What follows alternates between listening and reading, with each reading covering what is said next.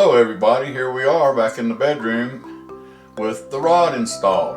You remember in part 1, we opened the box, examined the rod, looked at all the parts, checked out how many pleats we were probably going to have, how many spaces we were probably going to have, figured out how to make it expand from 28 to 48, and then we decided we needed 46 inches overall. And now we got that number by measuring the window. And we knew we wanted the rod to extend past the window about 6 inches. I think in this case it ended up being, let's see what it actually is, I forgot. Without the finial, 6 inches. So we wanted the rod to extend past the window 6 inches on each side. So by the time we took the width of the window and added those 12 inches, that's how wide we knew we wanted the rod. Alright, so how I got the rod up there was I found the center of the window, I found the center of the rod, I measured from the rod to one side. There's a bracket that goes right here with the slot. I know the distance from here to the center of that bracket, and so I went all the way out and then I measured back to find that. The next step is I want to have my rod in the center between the window sill and the ceiling. This is very important. I also want to measure off the ceiling for level. I want to level my rod to the ceiling, not to a level, not to the floor, not to the windowsill, to the ceiling. The simple reason is when you get done, the drape is going to be hanging on the rod, and all you will see is the top of the rod or the top of the drape and the ceiling. And that's where you would notice the difference between the rod if it was out of level. That's where you would see the difference. So we want to measure off the ceiling. A quick point, if your drape is going to be really super wide, you'll want to measure each end of the rod to the floor to get your finished length, because floors are never level. Okay, so let's move on. So now I know where I need to put my brackets based on from the center of the window to the edge of the window. So I got a center mark to start with right here. The next thing I did is I needed a framing square. Now I put this right up to the window, to the ceiling I should say, and I brought it over. The bracket's in the way, but with my marks I was able to get it exact. And then I measured down 7 inches, which is half the distance between the ceiling and the window frame, the window casement. And I want it in the center between the window casement and the ceiling. Okay, so that's how we got that done. Pretty simple, pretty straightforward, a little bit of mathematics, a little bit of common sense, no problem. Now that it's up there, we can find out where our numbers come from. And I have a cheat sheet here. So what we have to take to the workroom with us is we have to know the overall length of the rod face. And that would be this distance from here to here. Okay?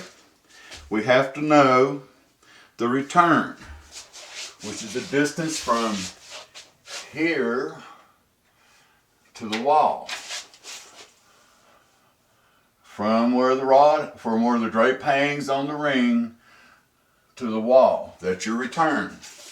Alright, so we also need to know the width of the overlap. That will be from this hole to this hole.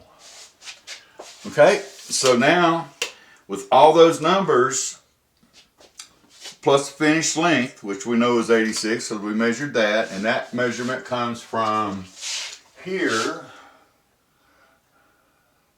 not quite touching, but right up close to the bottom of that decorative ring, to the floor. And that length is 86 inches. That's the finished length.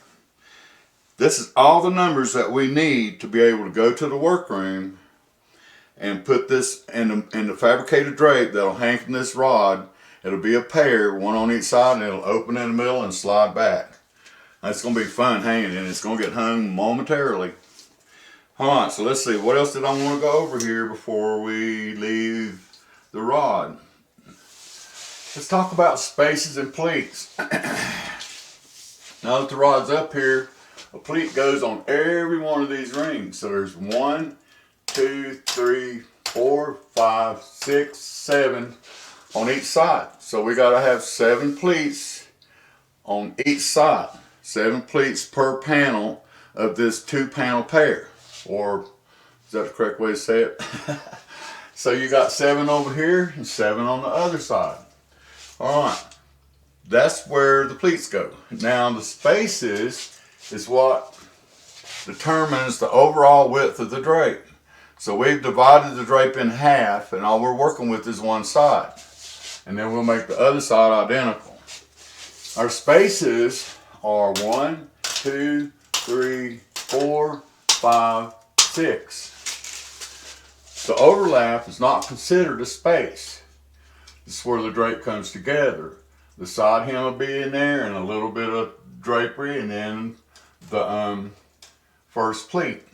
Okay, so the overlap is not considered a space. That's why you add it in separately and subtract it in separately when you're figuring out the dimensions of our drape in the workroom. What else? Okay, the finials, I want to talk about them real quick because they didn't come in the box. I was concerned about that. Turn around to this side and you can see it. Alright, so this is a wooden finial. I'm not going to take it off. But an adapter comes that will slide up inside. It will slide right up inside the rod, and it'll have a hole in it in the center that'll center up the finial on the rod, because this is a half round rod and the back side is flat and it's got a track. So this is a round finial and we got a half round rod. So this adapter goes in there. And there's a screw in the back, so when you get it everything like you want it, you tighten that screw down and it holds everything in place as far as the adapter goes. Another set of adapters you could possibly use would be these. I don't know if you can see them, hopefully you can. And that would be if you had a finial that attached with a set screw on the side of the finial. Hint, when you get your finials, if you buy a set of finials, they'll have a little, the wooden ones like that one, it'll have a screw sticking out and it'll have a little plastic cover on there, a protector. And that protector will stick out a little bit past the point of that screw and all the way back up against the back side of the finial. What you want to do is keep that protector. When you put your adapter in, make sure that in this particular case, without the adapter, the screw was too loose. Okay, so I would have had to put tape or something to make that work. So, but I left that piece of plastic on there and just crimp the ends in a little bit, and it slides right in, a nice snug fit. And if I decide I want to change the finials later on, it'll be a really easy process to do. So that's a little hint. Also, this rod comes so it won't fall apart. And this decorative ring was on this side over here of this bracket. It was on the other side of the hole where the bracket goes. In the back side of the rod, there's a little clip, and it's really simple to understand. You just take your finger and you mash it down a little bit, and the decorative ring will slide right off. Then you put it back on the other side, so when you put your bracket on, it'll be out here on the far end, because this is solid. It don't move. It stays positioned all the time. The drape does not move in this direction. It only opens up and closes. So this last decorative ring has to be stationary. And it's stationary on both sides, although that one's a little bit loose, but because I should have got that bracket out an extra 1/8 of an inch, but that would have changed something else. So we're going to go with that. It won't show in the final process. One last thing, in this particular application, this particular rod, there's a tiny little hole. See if I can point to it. There's one here and one here. So when you return, you want to come out and it's going to be a pleat, and then it's going to return back, and it's going to pin to that hole right there. And it'll cover all of this. You won't be able to see none of that. All you'll see is this and this, the ring. You won't be able to see that, and then the drape all the way across. Is there anything else? Safety. Sometime a while back, they passed some laws, safety laws, around children. And I'm real happy that they did. I'm all about a safe world for children. And you'll notice on here there's some instructions for the installer. And what it's about is this gizmo here needs to attach to the wall really, and it'll turn. So it can attach this away or this away, but it needs to attach to the wall. Mine, the way mine's going to attach, it'll be turned this way, and this will be pointed up.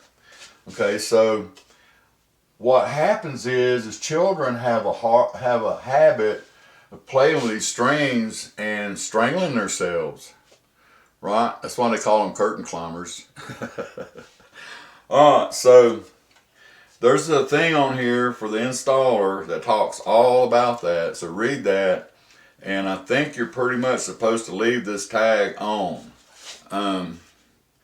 At least until it's installed. So we will pay attention to that. So, but while we're on that subject, I want to talk about it a little bit, because later on we're going to be doing Roman shades, and Roman shades have lots of strings.